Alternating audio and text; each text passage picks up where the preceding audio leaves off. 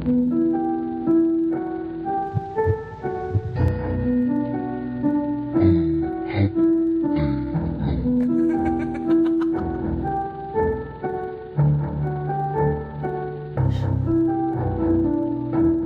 迎嚟到暗黑地牢，我係 Mio。唔好意思，咁我而家想喺呢度呢，先講一講少少人事變動嘅事先嘅。咁啊，最近啦，就有人呢就問我啦，阿瑤去咗邊啊？其實呢，我一直呢都冇乜話回應啲咩嘅。咁不過呢，呢個問題呢，久不久啦就會出現噶啦。咁啊，決定喺呢一度呢，一次過講啦，即係唔好煩啦。嗱，咁阿瑤呢，佢就唔會再喺呢度呢做節目噶啦。咁啊，點解呢？咁有人會有問嘅。咁其實講真啊，你見我都冇回應，就係咪應該要識趣下呢？係咪？其實純粹私人理由咪唔想做咯。其實好簡單啫嘛，我都唔知點解你哋要一問再問嘅。嗱，我只係講呢次嘅啫，咁我就唔會再回應呢一個問題噶啦，亦都唔希望大家再問呢一個問題。咁其實都幾奇怪，佢喺度嘅時候呢，咁有啲聽眾呢又會私信俾我，叫我喂，不如換咗主持佢啦咁樣。佢喺度嘅時候呢，又有人會掛住佢嘅。唉，真係總之順得哥情失嫂意啊！但係無論如何點都好啦吓，因為私人理由而唔做嘅 ，OK？ 咁唔好再問啦，好冇？好啦嗱，咁我哋正式開始今集嘅節目啦吓。好多嘢呢，我覺得會隨住呢科技嘅日新月異啦，而進步咗唔少啊。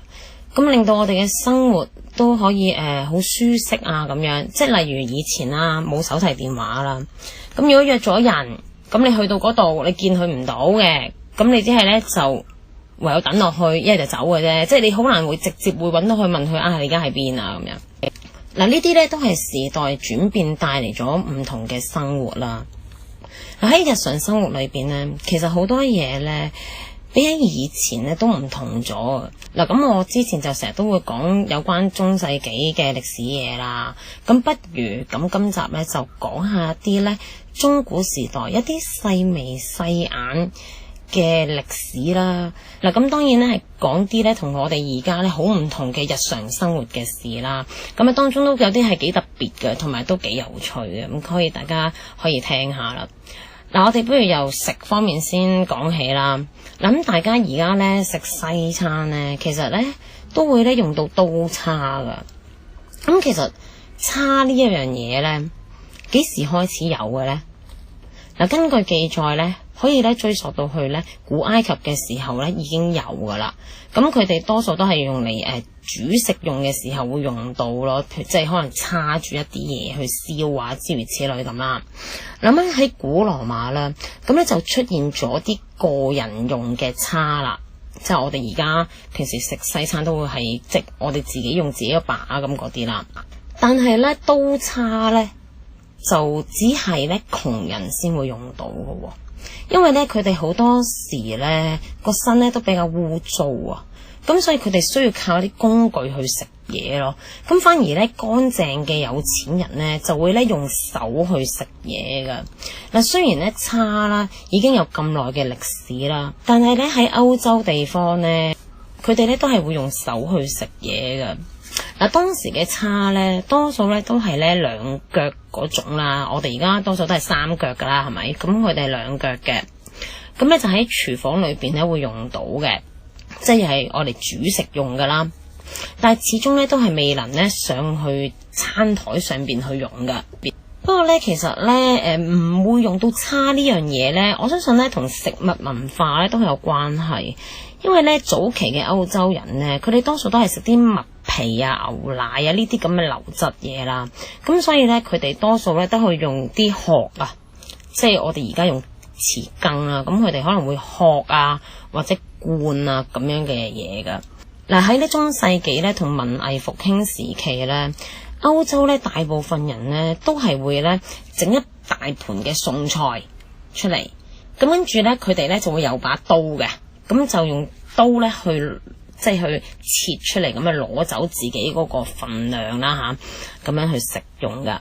嗱，有錢人呢就會用靚嘅碟啦去裝住呢啲食物啦，咁窮嘅人呢就會放喺啲木板上邊啊，甚至呢，佢哋會攞啲可能過咗期嘅麵包啦，咁整啲餸喺上邊咁樣一齊食噶吓。嗱，咁姑勿論點都好啦，咁佢哋都係用手去食嘢嘅。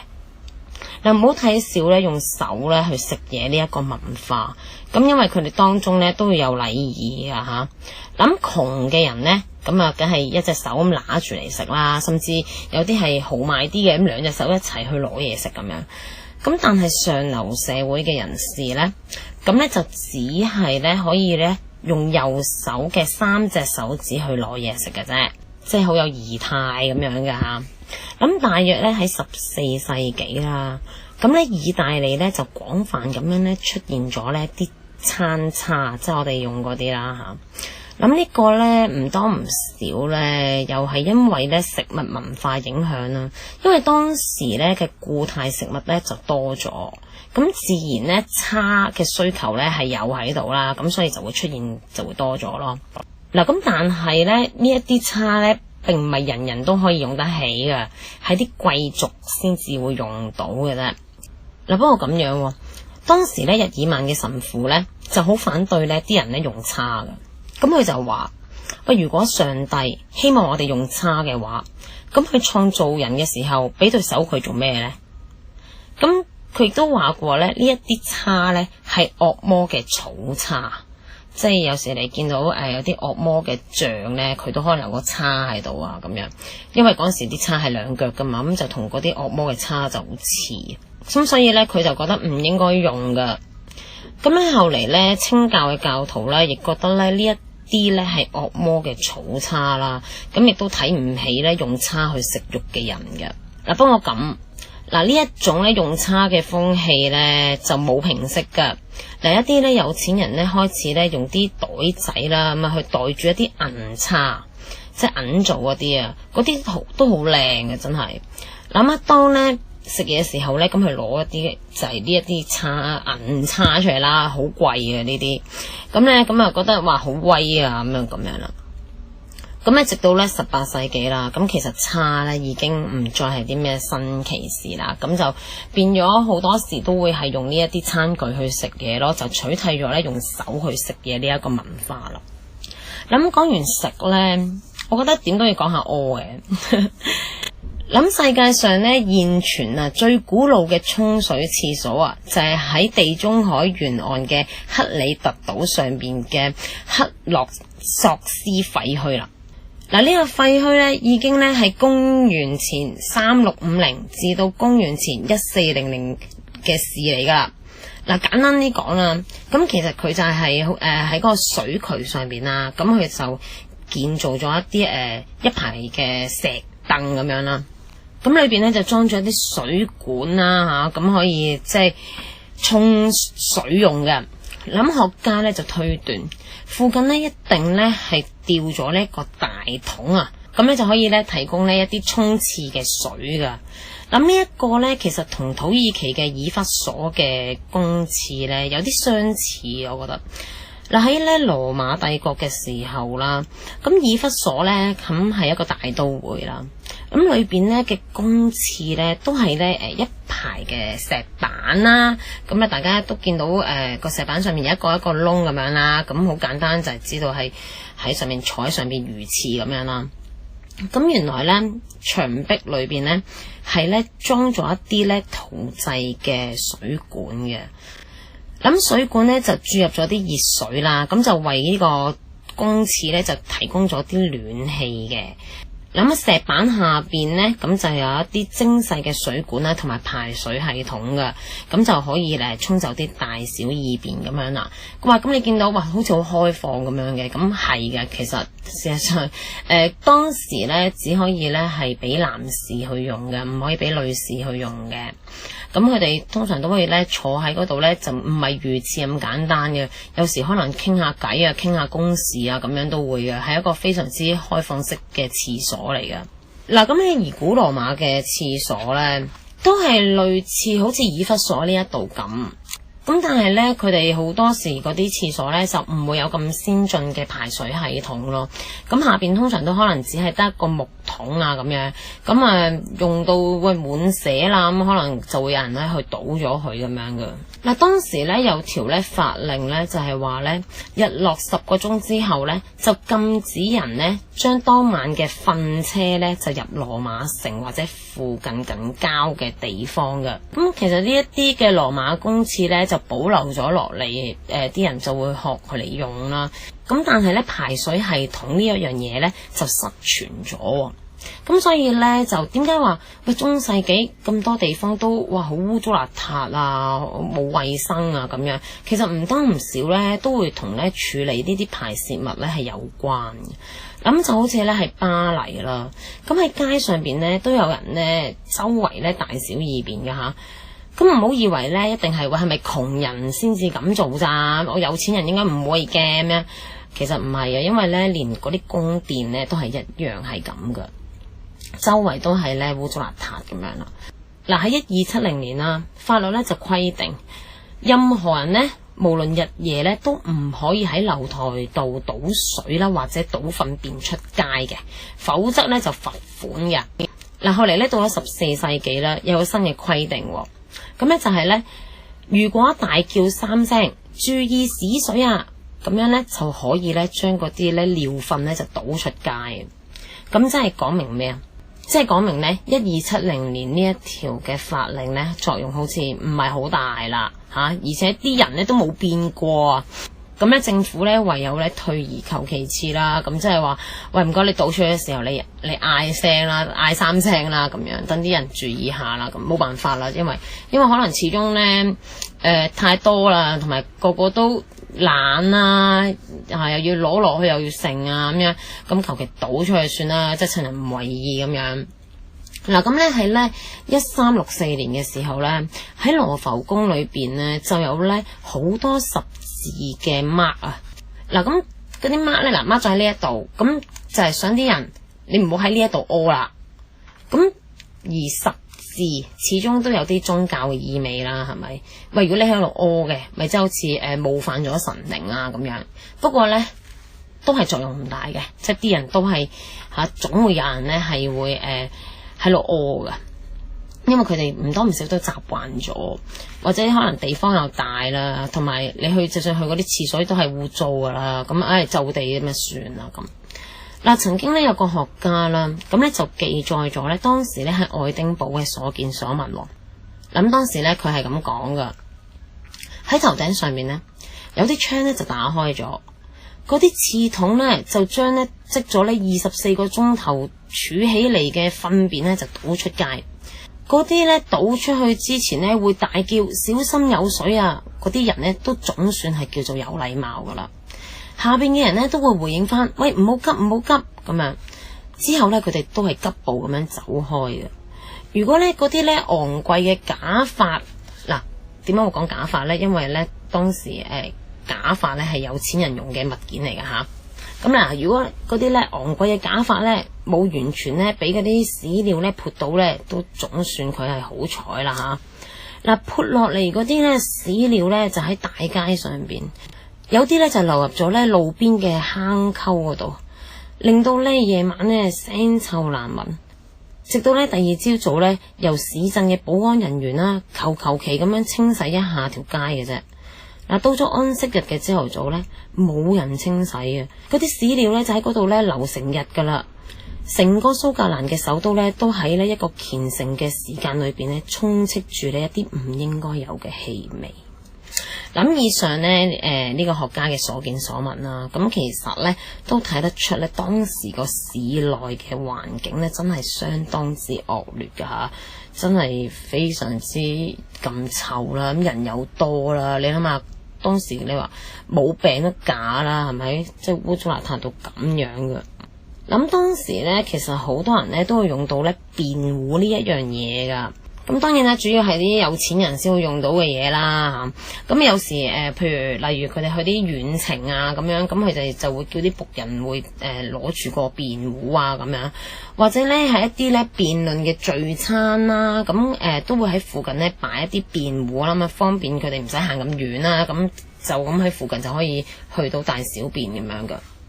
咁所以其實都周圍無論咩地方都好啦，都係有陣臭味噶啦吓。咁終於啦，到咗呢1775年啦，咁就由英國人亞歷山大卡明斯咧就發明咗咧第一代嘅抽水馬桶。咁啊再經過咧日後咧不斷改良啦，就成為我哋而家咧人人咧都會用到嘅嘢啦。咁呢一個其實真係一個好大嘅發明啊！如果唔係咧，好似我哋而家咁，喂，人口咁稠密啊！如果我哋仲係好似嗰陣時中世紀嗰陣時咁樣咧，哇，情況真係難以想象。至少起碼有好多惡菌出現啦，係咪？咁同埋真係哇臭到冤啊！你諗下一個香港幾多人，真係好恐怖。即係唔好話咩，即係而家有一啲人啦喺地下求其整毒咁都上晒網咁樣啦，係咪？咁如果你話個個都係咁嘅時候，真係好恐怖。諗我哋咧日常做嘅事啦，咁頭先講過食啦同屙啦之外啦，咁仲有咩咧？就係沖涼啦，係嘛？我諗基本上人人每日都要沖涼噶啦，係嘛？咁講到最中意沖涼嘅咧，咁就梗係古羅馬人啦。嗱，咁佢哋咧起咗咧好多咧，哇又大又靚嘅浴池啊！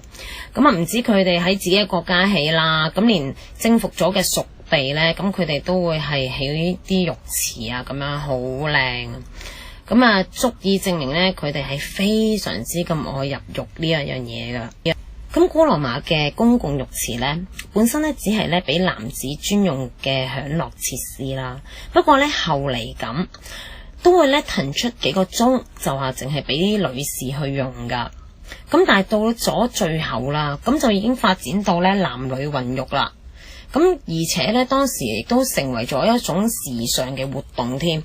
嗱，呢種做法咧，令到咧其他咧好多地方嘅人咧都睇唔過眼啊。咁當羅馬帝國咧衰落咗之後啦，野蠻人入侵啦，咁佢哋咧就將好多咧浴池咧就破壞啦，即係覺得呢一度係啲墮落嘅地方啊，唔道德嘅場所啊咁樣。咁亦都仲有啲人係本身係睇唔過眼嘅，咁就係啲神父啦。諗咧而家咧我哋咧對敬神呢一個概念咧都係要乾乾淨淨咁樣噶嘛，你先好去拜神啊之類啦，係咪？但係當時嘅基督教咧就唔係咁諗嘅，咁佢哋咧就認為咧輕視人體啦，先至係一種敬神嘅行為。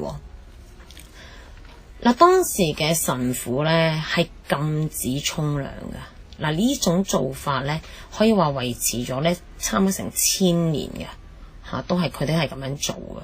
咁咧由呢一本書就叫做咧歐洲道德史，咁喺裏邊咧都可以咧睇到咧就係話肉體嘅清潔咧係對靈魂嘅褻瀆。咁最受人崇拜嘅聖賢之人咧，佢本身咧都係舊身嚟嘅，即係都係污糟嘅身體。咁的確唔少記載咧講到咧啲聖人咧都係唔沖涼嘅。例如咧有一位啦叫做咧聖西蒙斯迪萊特，咁佢咧身上咧就有啲發炎潰爛咗嘅傷口啦，咁上面咧仲有啲蠕蟲喺度喐下喐下咁樣，咁佢都唔使噶。咁咧仲有一座咧女修道院咧，裏邊咧有130幾個嘅修女咧係從來都唔洗腳嘅，仲誇張到咧話聽到咧沖涼呢兩個字咧話就想嘔添嘅。